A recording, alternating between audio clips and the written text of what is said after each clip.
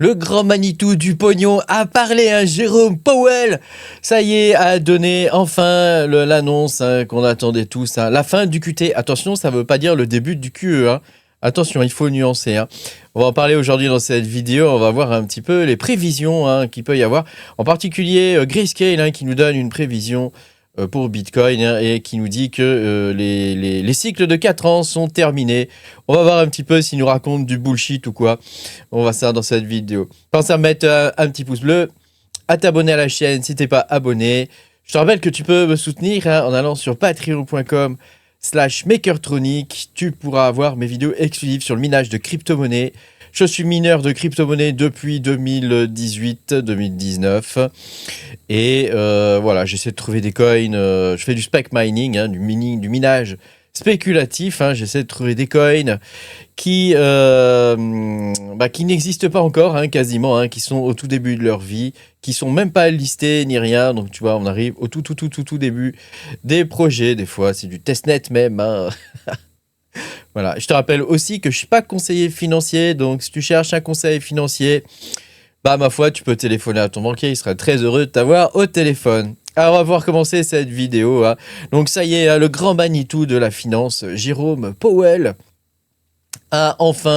change enfin de cap. Ça fait depuis 2022 qu'il nous les brise parce qu'il retire des liquidités des marchés. Et tu le sais, ça, c'est pas bon pour nous.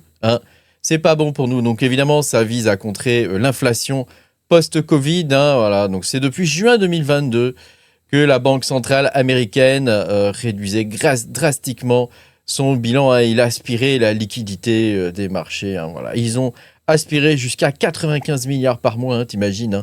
Ça représente quand même quelque chose d'assez important. Ce 3 décembre marque l'arrêt de l'hémorragie. Voilà. On va se stabiliser d'après lui.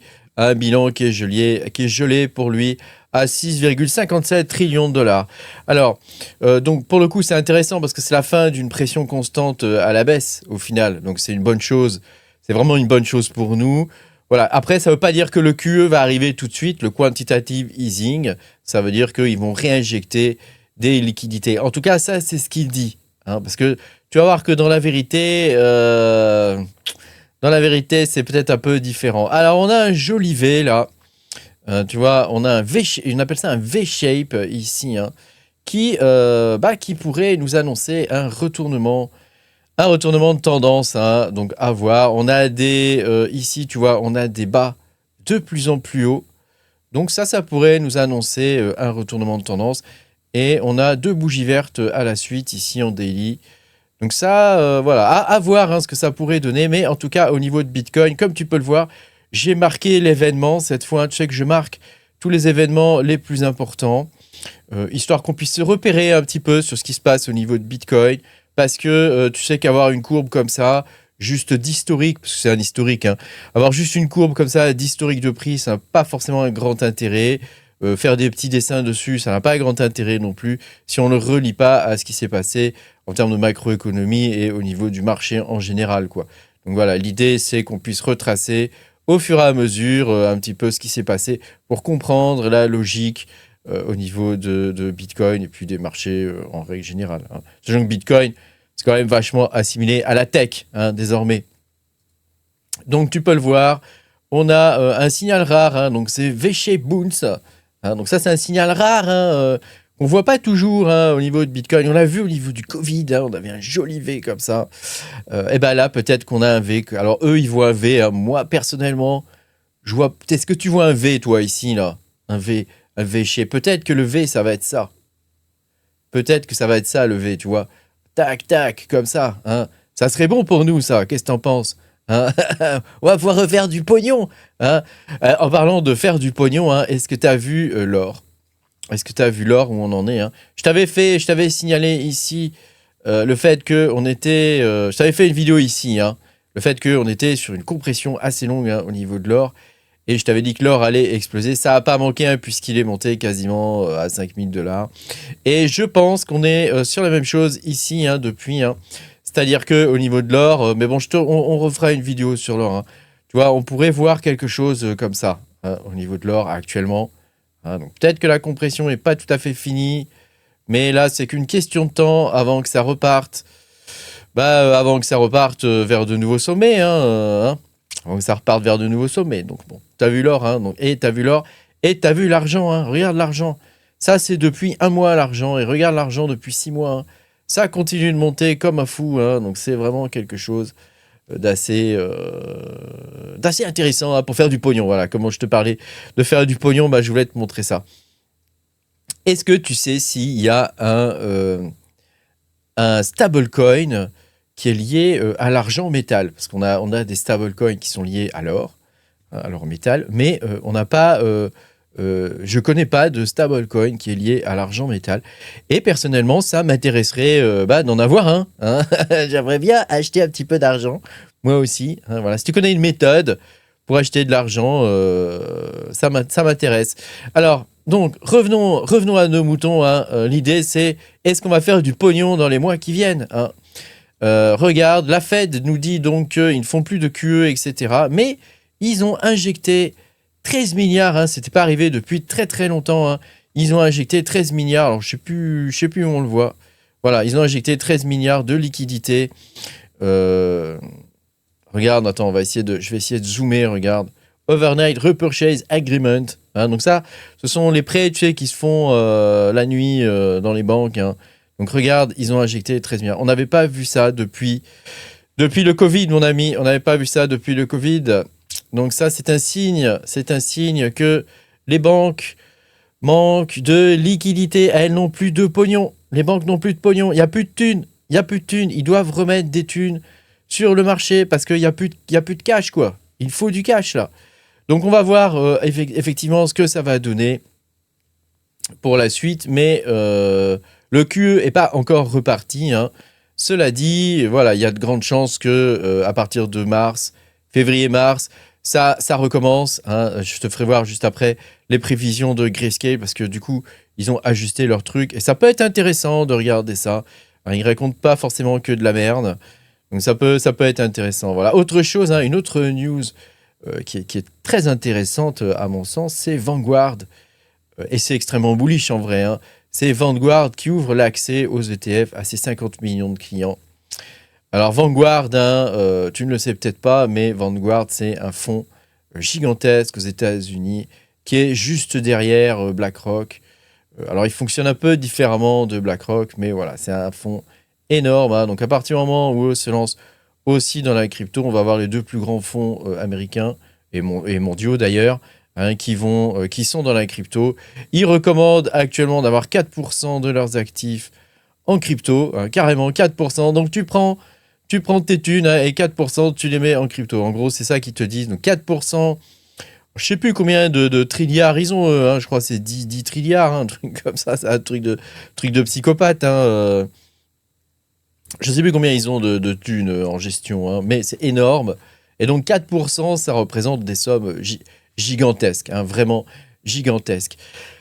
Alors, on en vient au vrai sujet de la vidéo, hein, du coup, parce que là, je te préparais au fait, avec toutes ces news bullish, tu vois, je te préparais au fait que, ça y est, on a des fonds, hein, comme Grayscale, par exemple, qui nous signalent ou qui nous indiquent que le cycle de Bitcoin est terminé et que le cycle des 4 ans est fini. Alors, est-ce qu'il faut croire à ça ou pas?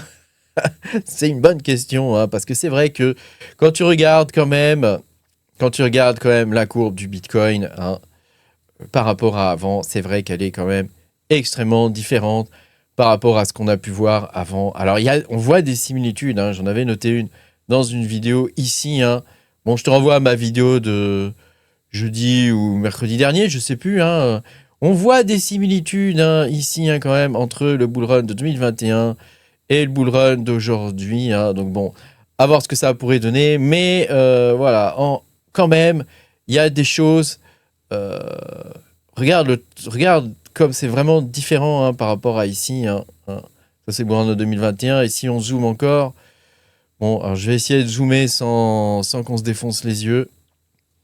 Toc, on va essayer d'aller le bull run, voilà, tu vois, ici de 2017. Et regarde, hein, on avait, donc pareil, un double top, hein, mais tu vois comme c'était court. T'as vu comme c'était court? Regarde, si on mesure ici, hein, c'était extrêmement court. Hein. on était, tu vois, sur 66 bars, hein, donc 66 jours, parce on est en daily, là. On était sur 66 bars, hein, donc si on revient au bull run, bon, c'est un peu chiant, parce que je ne le mets pas en auto, tu comprends? Hein, si on revient au bull run de 2021, sachant que je l'avais mesuré dans toute sa longueur, hein, tu vois, jusqu'ici à peu près, hein. Là, on est sur 629 jours. Ici, tu vois, et là, pour l'instant, on n'a pas fini. Hein, on n'a pas fini. Actuellement, on est quand même sur 733 jours. Hein, on est peut-être au milieu, hein, c'est ce que je te signalais d'ailleurs dans ma précédente vidéo. Hein. Donc pour le coup, Grayscale, qu'est-ce qu'ils nous disent? Que le cycle de 4 ans est terminé. Pour eux, du coup, l'adoption du Bitcoin est en train de se faire réellement. Hein, et le fait qu'il y ait maintenant des ETF. Donc maintenant, on a des ETF énormes. Hein, le fait qu'il y ait maintenant des ETF, probablement des États qui vont rentrer de plus en plus sur Bitcoin, et aussi le fait qu'on ait des entreprises. Bitcoin, je te renvoie à la vidéo d'Éric Larchevêque, hein, qui crée lui aussi son entreprise de trésorerie Bitcoin. Hein, donc le fait qu'on ait voilà, ce genre de choses qui vont thésauriser du Bitcoin, c'est-à-dire en gros holder hein, du Bitcoin, hein, va faire en sorte qu'il ne reste plus qu'un million de Bitcoin à miner. Hein, donc ça va être vite vu, hein, sur pas mal d'années. Hein. Je sais plus, c'est 149 ans, je sais plus combien il reste d'années, mais il reste énormément d'années. Hein. Donc bon, comme tu peux le voir, selon eux, voilà, ça présage le fait que, voilà, alors bon, il t'explique tout ça, il y a des tas de graphiques et des tas de trucs. Hein.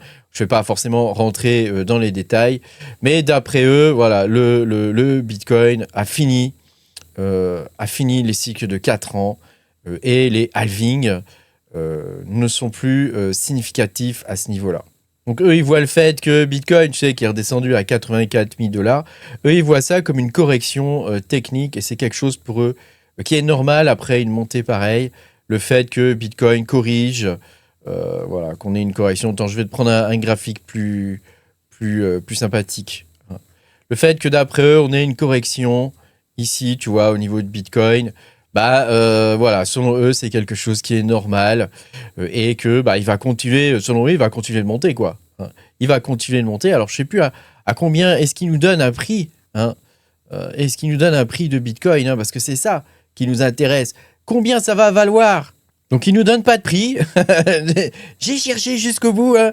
Il nous donne pas de prix. Hein. Bon, que veux-tu, c'est comme ça. Hein. Par contre, donc c'est pas une mauvaise chose d'ailleurs qui donne pas de prix. Hein.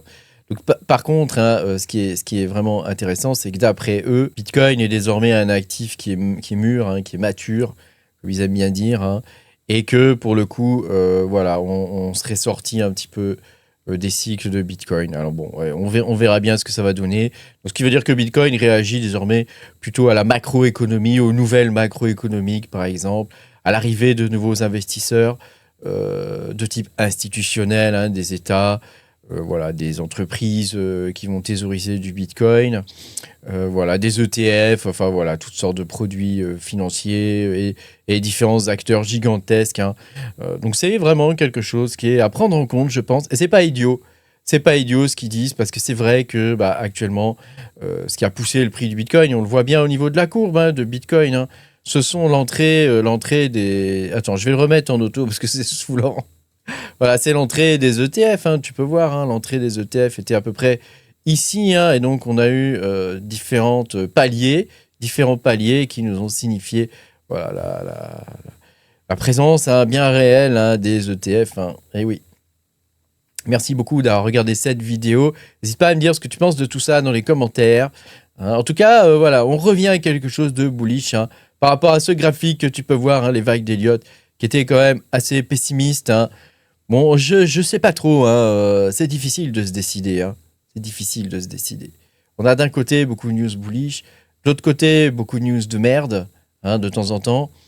Ils arrêtent pas de nous balader entre l'un et l'autre. C'est assez difficile de s'y retrouver en ce moment. Merci d'avoir regardé cette vidéo. Pense à mettre un petit pouce bleu, à t'abonner à la chaîne. Je te dis à bientôt pour de nouvelles aventures. Salut!